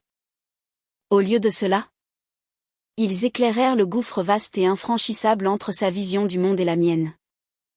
Pour elle, la maison n'était qu'un bien. Un ensemble de mètres carrés. La montre n'était qu'un objet. Elle ne voyait aucune valeur dans la mémoire. Aucune monnaie dans le sentiment. Tout était transactionnel. Il ne s'agit plus de la montre. N'est-ce pas? Dis-je. Ma voix calme mais portant dans l'air froid et immobile. Il s'agit de la maison. Léo sembla enfin sortir de sa torpeur. Jess. Arrête. Marmonna-t-il en s'avançant. Arrête. C'est tout. Non. Elle se retourna vers lui. Sa colère maintenant dirigée contre son mari. J'en ai marre d'être prudente. J'en ai marre de faire semblant. Oui. Léo. Il s'agit de la maison. Il s'est toujours agi de la maison. Elle tourna son regard venimeux vers moi. Tu veux savoir la vérité? Martine? La vraie vérité? Tu veux savoir quel était notre plan? Nous n'allions pas rester que quelques mois. C'était un mensonge pour mettre un pied dans la porte. Mon sang se glaça. J'avais soupçonné. J'avais craint. Mais l'entendre dire à voix haute était tout autre chose. Le plan, continua-t-elle, sa voix dégoulinant de mépris, était que ma mère vende son petit appartement étroit. Et puis elle allait emménager avec nous. Avec toi. En permanence. Nous allions tous vivre là. Ensemble. Une vraie famille. Je la fixais. Horrifiée. L'audace. L'arrogance pure et calculée. Était à couper le souffle. Ils avaient comploté. Ils s'étaient assis dans leur appartement loué et avaient manigancé de coloniser ma vie. De prendre ma maison. Morceau par morceau. Jusqu'à ce qu'il ne reste plus rien de moi. Tu ne peux pas être sérieuse? Murmurai-je. Oh. Si. Je le suis. Ricana-t-elle. Et tu sais quelle est la meilleure partie? Léo était d'accord. C'est lui qui m'a dit que ça marcherait. Elle pointa un doigt accusateur vers son mari, qui avait maintenant l'air physiquement malade. C'est lui qui a dit que de toute façon, tu ne serais plus là pour très longtemps. Le monde s'arrêta. C'est lui qui a dit que de toute façon, tu ne serais plus là pour très longtemps. Les mots ne m'ont pas seulement transpercé. Ils m'ont brisé. J'ai regardé mon fils. Mon Léo. Mon garçon. L'enfant que j'avais soigné pendant ses fièvres. Dont j'avais pansé les genoux écorchés. Dont j'avais guéri les chagrins d'amour. Je l'ai regardé. Cherchant sur son visage un démenti. Une lueur d'horreur. N'importe quoi pour me dire que sa femme mentait. Il ne dit pas un mot. Il baissa simplement la tête. Ses épaules s'affaissant de honte. Et fixa ses propres pieds. Son silence était l'aveu. Son silence était le clou dans le cercueil de l'amour que j'avais pour lui. Il avait discuté de ma mort avec sa femme. Il avait utilisé ma mortalité comme un argument de vente dans leur projet de prendre ma maison. La perte de son emploi n'avait pas été le catalyseur de leur désespoir. Elle avait simplement été une occasion d'accélérer un plan déjà en place. Ils attendaient juste que je meure. Un son s'échappa de ma gorge. Un hoquet sec et rauque. Le calme détaché que j'avais ressenti fut arraché. Et à sa place se trouvait une douleur si vaste et si absolue qu'elle faillit me mettre à genoux. C'était la trahison ultime. Une trahison du sang. Daniel, voyant l'aveu de sa fille et l'effondrement de Léo, tenta de sauver la situation d'un geste dédaigneux de la main. Oh! Pour l'amour du ciel? Jessica. Tu es dramatique. Ce n'était pas comme ça. Vraiment? Demandai-je. Ma voix morte et creuse. Je comprenais enfin tout. Les petites invasions. Le manque de respect. Le vol. Tout faisait partie de la même stratégie, me faire sentir si petite. Si impuissante. Si reconnaissante de leur présence que j'accepterais n'importe quoi. C'étaient des termites. Rongeant les fondations de ma vie. Attendant que toute la structure s'effondre. Je me suis redressée. M'appuyant sur la portière de la voiture. La douleur était toujours là. Une agonie brûlante dans ma poitrine. Mais quelque chose d'autre montait à travers elle. Pas de la colère. Même pas de la haine. C'était une sorte de dégoût profond et libérateur. Le genre qui cautérise une blessure et vous permet de vous en éloigner pour toujours. J'ai regardé les trois, une voleuse intrigante, une menteuse venimeuse et un lâche sans colonne vertébrale. Ce n'était pas ma famille. C'était une meute de hyènes qui avait pris une lionne pour un agneau mourant. Prenez vos affaires, dis-je. Ma voix était complètement atone, dépourvue de toute émotion. La tête de Léo se releva brusquement. Quoi? Je serai à la maison dans 1 heure? Déclarai-je. Comme si je donnais des instructions à une entreprise de déménagement. Un officier de police sera avec moi pour maintenir la paix. Vous aurez 48 heures pour retirer absolument toutes vos affaires. Tout ce qui restera après ce délai sera considéré comme un bien abandonné et sera jeté. Tu ne peux pas faire ça, hurla Jessica. Regarde-moi faire, dis-je. J'ai sorti mes clés de voiture de ma poche. Je vais également parler à un avocat cet après-midi. Si je vous vois ne serait-ce qu'approcher de ma propriété après la date limite, je déposerai une demande d'ordonnance restrictive. J'ai regardé Léo. Mon fils. Une dernière fois. Le garçon que j'avais aimé avait disparu. S'il avait jamais vraiment existé. À sa place se trouvait un étranger. Un homme faible et décevant que je ne reconnaissais plus. Il n'y avait plus de douleur dans mes yeux. Il n'y avait rien. Tu aurais dû me laisser vendre la montre, Léo, dis-je. Ma voix à peine un murmure. Au moins, l'argent t'aurait aidé à trouver un nouvel endroit où vivre. Sur ce, je suis montée dans ma voiture. J'ai tourné la clé dans le contact. Le moteur rugissant, noyant le son des nouvelles crises de Jessica. Je n'ai pas regardé dans le rétroviseur en quittant le parking. Il n'y avait plus rien à voir. La guerre était finie. J'avais perdu un fils. Mais j'étais sur le point de récupérer ma maison. J'étais sur le point de récupérer ma vie. Et dans le calcul froid et dur de ce moment, cela semblait un échange équitable. Le trajet loin du parc n'était pas une retraite.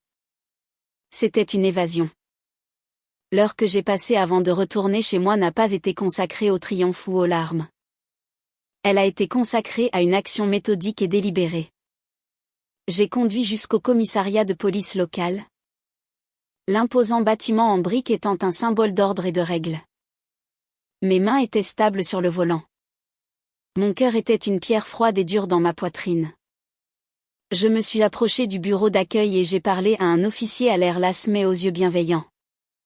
J'ai expliqué la situation calmement et factuellement, en omettant les trahisons profondes et personnelles. J'ai simplement déclaré que des membres de ma famille séjournaient chez moi et n'étaient plus les bienvenus. Que j'avais changé les serrures et que j'avais besoin de la présence d'un officier pour assurer un retrait pacifique de leurs biens. C'était un litige familial. Une présence de maintien de la paix? Comme il l'a appelé. Il a hoché la tête, a noté mon adresse et a promis d'envoyer une voiture de patrouille pour me retrouver à l'heure convenue. Il n'y avait aucun jugement dans ses yeux, seulement une résignation fatiguée. Il avait vu cette histoire une centaine de fois. Ensuite, j'ai appelé une avocate. J'ai trouvé un nom en ligne. Une femme spécialisée en droit de la famille et de la propriété. J'ai laissé un message clair et concis sur sa messagerie vocale, exposant ma situation et demandant une consultation immédiate concernant les ordonnances restrictives et les droits des locataires ou leur absence. Dans ce cas, je n'agissais plus sous le coup de l'émotion. J'agissais sur la base d'un conseil juridique, construisant une forteresse non seulement de nouvelles serrures, mais aussi de précédents légaux. Quand je suis arrivé dans ma rue, une voiture de police était déjà garée sur le trottoir. La voiture de Léo était là aussi. Un jeune officier en uniforme, l'agent Miller, m'a rejointe sur le trottoir. Il était professionnel, son expression neutre. Madame, êtes-vous Martin Evans? Demanda-t-il. Oui, répondis-je. La voix stable.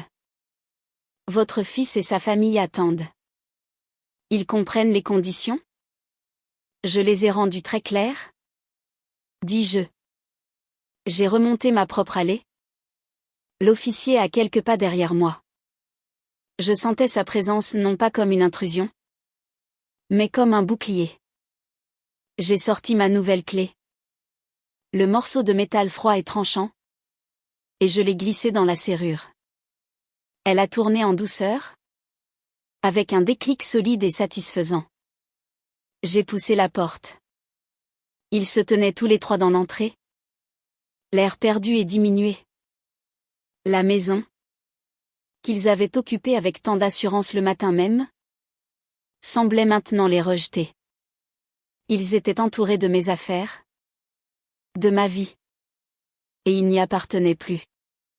Le visage de Léo était pâle et tiré. Les yeux de Jessica étaient rouges et gonflés. Sa rage antérieure s'étant transformée en un ressentiment maussade. Daniel se tenait derrière eux, les bras croisés, rayonnant d'une fureur silencieuse et impuissante. Personne ne parlait. Le silence était épais d'accusations tacites et de vérités amères. Vous avez 48 heures, dis-je, ma voix résonnant légèrement dans le hall. À partir de maintenant, vous ne pouvez prendre que ce que vous avez apporté avec vous. L'agent Miller est là pour s'assurer qu'il n'y a pas de malentendu. Léo tressaillit au mot « malentendu ». Il savait que je parlais de la montre. Il savait que je parlais de tout. Il ouvrit la bouche pour parler. Sa voix rauque. Maman. Je ne suis pas ta mère en ce moment. Léo. Dis-je. Ma voix tranchant l'air. Nette et finale. Je suis la propriétaire de cette maison. S'il te plaît. Commence à faire tes cartons. Le processus fut atroce. C'était comme assister à une chirurgie lente et douloureuse. Ils se déplaçaient comme des zombies, dérivant de pièce en pièce, rassemblant leurs affaires. La montagne d'équipements pour bébé, les vêtements, les articles de toilette, la machine à expresso. Chaque objet qu'ils prenaient était un rappel de leur invasion. Je me tenais dans le salon, sentinelle silencieuse, les bras croisés. Je n'ai pas aidé. Je n'ai pas parlé. J'ai juste regardé. L'agent Miller se tenait discrètement près de la porte d'entrée. Un symbole silencieux d'autorité qui contenait leur colère bouillonnante. Le plus difficile fut de les regarder vider la chambre d'amis, ma chambre temporaire. Ils emballaient les choses qu'ils avaient apportées, mais devaient laisser derrière eux les meubles, la literie, la vie qui était la mienne. C'était une séparation tangible. Un tri physique de leur vie par rapport à la mienne. Puis vint le moment que je redoutais. Léo et Jessica sont montés pour vider ma chambre. Ma vraie chambre. Je pouvais les entendre au-dessus. Le bruit des tiroirs qui s'ouvrent et se ferment. Le remue-ménage des cartons. Je suis restée en bas. Je ne pouvais pas me résoudre à les regarder profaner cet espace une dernière fois. Je me suis assise dans le fauteuil de Robert, fixant la cheminée froide et vide. Et j'ai attendu. Après ce qui a semblé une éternité, Léo est descendu seul. Il portait une seule petite boîte en carton. Il s'est arrêté devant moi. Son visage un mélange de honte et de chagrin. J'ai emballé tes affaires de la chambre d'amis, dit-il doucement. Les vêtements de ton placard. Les photos. Il fit un geste vers la chambre parentale. Les affaires de Daniel sont toutes sorties de là. Merci. Dis-je. Les mots semblant étrangers et formels. Il hésita, se balançant d'un pied sur l'autre. Il ressemblait de nouveau à un petit garçon, sur le point d'avouer avoir cassé une vitre. Maman. Je suis tellement désolée. Je n'ai jamais. Je ne savais pas. Vraiment. Léo? Demandai-je. Ma voix plate. Je l'ai enfin regardé. Vraiment regardé. Ne savais-tu pas qu'il l'installait dans ma chambre? Ne savais-tu pas qu'il vendait mes affaires? Ou est-ce que tu ne voulais tout simplement pas savoir? Parce qu'il y a une différence. Il n'avait pas de réponse. Il me fixait simplement. Ses yeux suppliants. Mais ce qu'il implorait, je n'avais plus à le donner. Le pardon? L'absolution? Il était trop tard. Le mal était trop profond. Ce qu'elle a dit. Dans le parc? Balbutia-t-il? Sa voix se brisant. À propos. D'attendre que tu. Ce n'était pas comme ça. Jamais je n'aurais. Je voulais juste. Tu as été si seule depuis la mort de papa. Je pensais qu'avoir de la famille autour serait bien pour toi. C'était une excuse pathétique et fragile. Un mensonge qu'il se racontait pour pouvoir dormir la nuit. Il avait utilisé ma solitude pour justifier sa propre faiblesse. Ma solitude était paisible. Léo? Dis-je. Ma voix dangereusement douce. Vous avez apporté le chaos. Tu les as laissés coloniser ma maison et ma vie parce que tu étais trop lâche pour dire non à ta femme. Tu es resté les bras croisés pendant qu'ils éradaient ma dignité. Jour après jour. Tu ne m'as pas protégé. Tu m'as sacrifié. Pourquoi? Pour une vie facile? Des larmes coulaient maintenant sur son visage. Silencieuse et inutile. Que puis-je faire? S'il te plaît. Maman. Dis-moi ce que je peux faire pour arranger ça. Je me suis levée du fauteuil. J'étais fatiguée. J'étais si incroyablement fatiguée. Je me sentais vieille de 1000 ans. Tu ne peux pas arranger ça. Léo? Dis-je. Certaines choses, une fois brisées, ne peuvent pas être réparées. On ne peut que les jeter. J'ai regardé au-delà de lui. Vers la porte d'entrée où Jessica et Daniel attendaient. L'air impatient. Tu as fait ton choix. Tu as choisi ta famille. Maintenant? S'il te plaît. Va et sois avec eux. Et laisse-moi avec ce qui reste de la mienne. Je parlais de la maison. Des souvenirs. Du fantôme de son père. C'était ma famille maintenant. Il sembla se ratatiner. La dernière lueur d'espoir s'échappant de son visage. Il comprenait enfin. Il n'y avait pas de retour en arrière possible. Il se retourna et s'éloigna, emportant la petite boîte de mes affaires, qu'il posa doucement sur la console de l'entrée. Il ne me regarda plus. Il rejoignit sa femme et sa belle-mère à la porte. Ils commencèrent le lent processus de chargement de leurs affaires dans leur voiture, faisant des allers-retours dans un silence tendu et misérable. Je les regardais partir. Chaque boîte, chaque sac, un morceau de ma vie purgé de leur présence. Le dernier objet qu'ils ont enlevé fut le berceau du bébé. Le berceau que Robert avait fabriqué. Alors que Léo et Jessica luttaient pour le faire passer par la porte, mon cœur eut un soubresaut douloureux. C'était comme s'il emportait le dernier morceau de l'enfance de Léo. Le dernier lien tangible avec une époque où notre famille était entière et heureuse. Pendant une seconde fugace, j'ai voulu crier, « Arrêtez! Laissez-le! C'est à moi! » Mais j'ai tenu ma langue. Qu'ils le prennent. Ce n'était que du bois et des clous. Le souvenir de celui-ci était à moi.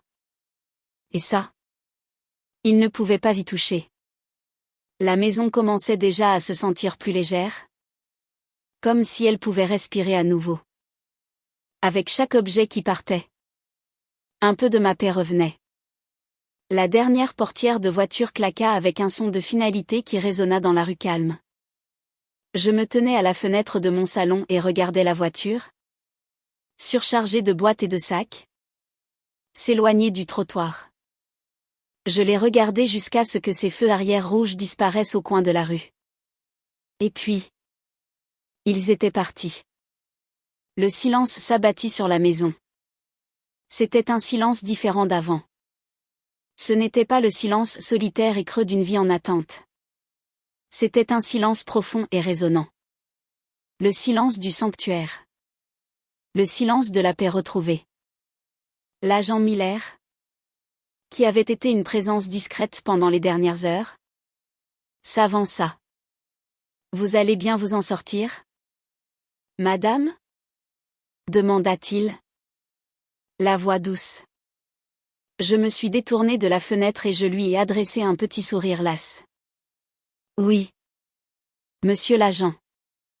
Je crois bien que oui. Très bien.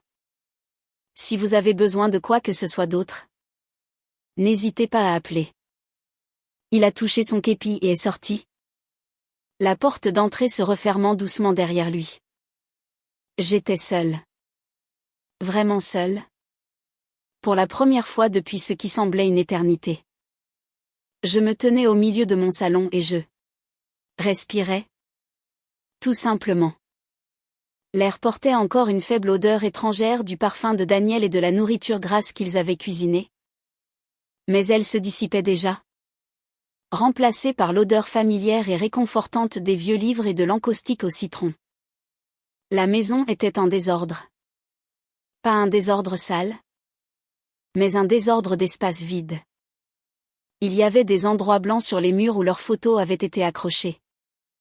Il y avait des empreintes dans la moquette où leurs meubles avaient été posés. La table de la salle à manger, qui avait été réquisitionnée comme bureau de Léo, n'était plus qu'une table, débarrassée de son ordinateur portable et de ses piles de papier. La maison semblait marquée. Mais elle semblait aussi de nouveau mienne. Je n'ai pas commencé à nettoyer. Pas tout de suite. Au lieu de cela, j'ai entamé un lent pèlerinage délibéré à travers ma propre maison, la réclamant pièce par pièce. J'ai commencé à l'étage. Je suis passé devant la chambre d'Amy. Sa porte grande ouverte. Son lit dépouillé. Je m'en occuperai plus tard. Ma destination était la chambre principale. Ma chambre. J'ai poussé la porte. La pièce était vide de leur présence. Mais elle semblait violée. L'air n'était pas le même. Je me suis dirigé vers la fenêtre et je l'ai ouverte en grand, laissant l'air vif et froid de l'automne s'engouffrer, chassant leurs derniers fantômes. J'ai retiré les draps et la couette du lit, ceux sur lesquels Daniel avait dormi. Je les ai mis en paquet, les ai portés à la buanderie et les ai fourrés dans la machine à laver, en ajoutant une dose supplémentaire de lessive. Un baptême. Je suis retournée à l'étage avec une boîte de mes propres affaires. Celle que Léo avait emballée. Je l'ai déballée lentement. J'ai remis mes vêtements dans mon placard. Mes pulls et pantalons familiers et confortables remplaçant le fantôme de sa garde-robe criarde. J'ai replacé la photo de Robert et moi sur ma table de chevet. Là où elle devait être. Son sourire, figé dans le temps, semblait me souhaiter la bienvenue à la maison. Finalement, j'ai pris le coffret en cèdre. Je l'ai tenu dans mes mains un long moment. Le bois lisse chaud contre ma peau. Sa violation me faisait encore mal. Le souvenir de l'espace vide où la montre aurait dû être. Ce serait à jamais une cicatrice. Mais le coffret lui-même était toujours à moi. Les lettres étaient à moi. La mèche de cheveux était à moi. Les souvenirs étaient à moi. Je les replaçais sur la table de chevet. À côté de la photographie. Un morceau de mon âme. Restauré à sa juste place. Au cours des jours suivants, je me suis livrée à un rituel d'effacement silencieux et thérapeutique. J'ai frotté les comptoirs de la cuisine jusqu'à ce qu'ils brillent, éradiquant toute trace de leurs empreintes digitales. J'ai réorganisé le cellier, remettant mes affaires à leur place propre et logique. J'ai récupéré la vieille poêle en fonte de sa cachette et les remises sur la cuisinière. J'ai préparé une cafetière dans ma vieille cafetière à piston. Et le son familier et doux du bouillonnement était la plus belle musique que j'ai jamais entendue. L'arôme riche et réconfortant a rempli la cuisine. Un drapeau de victoire planté en territoire reconquis. Mon avocate m'a rappelé. Elle était vive, efficace et profondément sympathique. Elle a confirmé que, puisqu'ils étaient des invités et non des locataires, j'étais tout à fait dans mon droit. Elle a rédigé une lettre de mise en demeure formelle, qui serait suivie d'une ordonnance restrictive si nécessaire, et l'a envoyée à la seule adresse que je pouvais fournir, l'appartement de Daniel. Le mur juridique autour de mon sanctuaire était maintenant complet. Une semaine plus tard, un petit paquet est arrivé par la poste. C'était une enveloppe matelassée sans adresse de retour. Mes mains tremblaient légèrement en l'ouvrant. À l'intérieur, enveloppée dans du papier bulle, se trouvait la montre de Robert. Il n'y avait pas de mots. Pas d'excuses. Juste la montre. Le verre était rayé. Et il y avait une petite étiquette de prix LED à moitié décollée au dos. Ils étaient clairement retournés chez le prêteur sur gage et l'avaient racheté. Ce n'était pas un acte de remords. Je le savais. C'était un acte d'autoconservation. Une tentative désespérée et finale de s'absoudre. De pouvoir se dire qu'ils avaient réparé leur erreur. Mais ils ne l'avaient pas fait. L'acte de la vendre ne pourrait jamais être défait. La confiance ne pourrait jamais être restaurée. En tenant la montre dans ma main, j'ai ressenti une vague de profonde tristesse pour eux. Pour mon fils. Il avait échangé son droit d'aînesse, l'amour de sa mère et l'héritage de son père, contre une femme qui pensait qu'un souvenir pouvait être mis en gage puis racheté. Sans qu'aucun mal ne soit fait. Je n'ai pas remis la montre dans le coffret en cèdre. Le coffret était pour les souvenirs purs.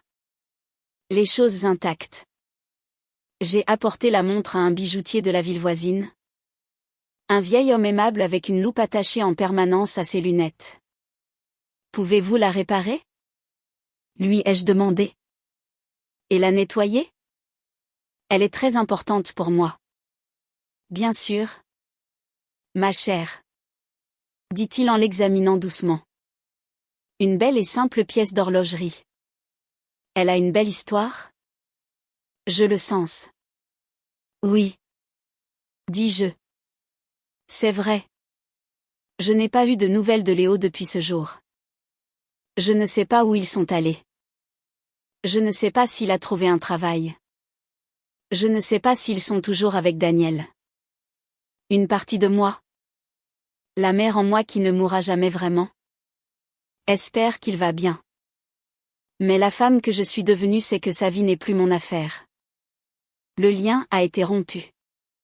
L'amour, que je croyais autrefois inconditionnel, avait une condition après tout, le respect. Et cette condition avait été violée au-delà de toute réparation.